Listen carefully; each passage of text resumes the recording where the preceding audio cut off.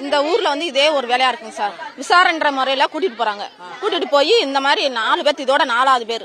இந்த பையனுக்கு வந்து வயசு 26. இப்படி வந்து நகை காணாம போச்சுன்னு சொல்லி ஒரு லேடிஸ் வந்து சாவியை கீ கொடுத்துருக்காங்க. அதை வந்து அதுக்குள்ள நகை இருந்துச்சா இல்லையான்றது தெரியல.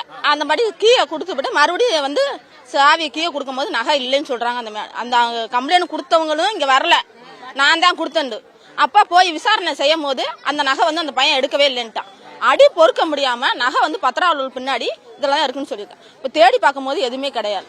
அப்போ சும்மா போய் கம்ப்ளைண்ட் கொடுத்த அந்த லேடி 6 போலீஸ் அவங்க எல்லாம் சித்திரவப்படுத்தி, அதாவது ஒண்ணு கம்ப்ளைண்ட் கொடுத்த அன்னைக்கு ரிமாண்ட் பண்ணி செயலில் வச்சிருக்கணும், இல்ல கோர்ட்ல ஆஜர்படுத்திருக்கணும். ரெண்டுமே செய்ய கிடையாது. ரெண்டுமே செய்யாம ஊரா வண்டிக்குள்ளே வச்சு அடிச்சு சித்திரவப்படுத்தி இது பண்ணி கேட்டுக்கிட்டேன்.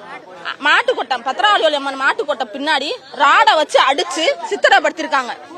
சித்திரவப்படுத்த விட்டுமே அந்த மாதிரி தண்ணி கேட்கும் போது தண்ணியில வந்து மசாலா பொடியை கலந்து தண்ணியில ஊத்தி விட்டுருக்காங்க.